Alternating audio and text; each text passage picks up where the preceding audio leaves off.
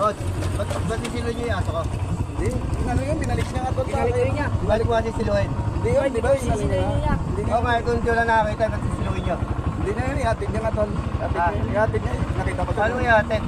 Eh, kung wala nakakita sa inyo, kukunin niyo yung aso ko. Hindi yung puti daw, kala namin kasi yung brown niya yung pinapa. Huwag kayong gano'n, titigil niyo kung sino may-ari niyo. Kung walang may-ari niyo, di kinuha niyo yung aso. Hindi, may Eh, turo kayo. Hindi na tol. Pasensya mo na lang tol. Paano pasensya kung walang tao doon, di kinuha niyo yung aso? Hindi naman siguro yung mangyayari yun. Paano hindi mangyayari? Nakita kayo ng anak ko. Tinanong niya Picture mo kayo mga yan. Tol, hindi naman. Pasensya na. Paano pasensya na? Takin na nananayin yung aso, sisiluin. Hindi yun. Eh kung walang nakakita, di kinuha niyo yung aso ko. Kaya nga dito. Eh paano nananayin yung aso, kukunin niyo? Sorry na tol. Paano sorry kung walang tao doon? Pasensya na tol. Pasensya na. Sorry. Sana kayo yate nangunguha ng mga aso rito eh. Hindi ah. Hindi tol. Paano hindi? Eh, sisiluin niyo na nga. Bibili nga kami dyan tol. Paano bibilin niyo? Diyan, hintay niyo may-ari.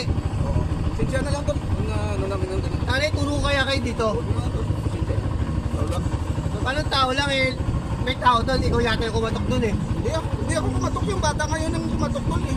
Kung wala yung anak ko doon, di wala na yung aso, wala na yung aso ko. Hindi naman alam nangyari yun. Dami tayo aso yun, doon kayo manilo ng aso, wala yung aso ko doon. O sisiluin nga namin doon tol. Doon, para makatay kayo doon. Ayan.